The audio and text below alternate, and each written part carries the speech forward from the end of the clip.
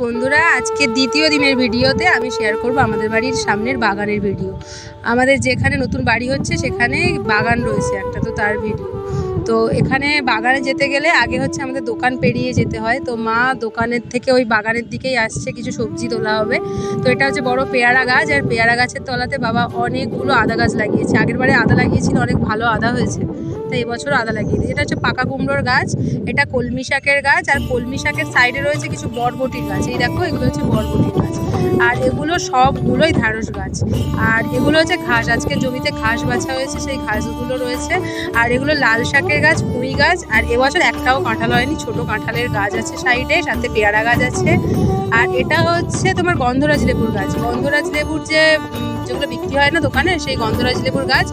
আর এখানে যে দেখতে পাচ্ছ, এখানে পেঁচা আসে জানো, ওই পাকার ঘরের ওখানে বসে থাকে, তো ওইটার ভিডিওটা আমি শেয়ার করতে পারিনি। আর এটা আমাদের বড়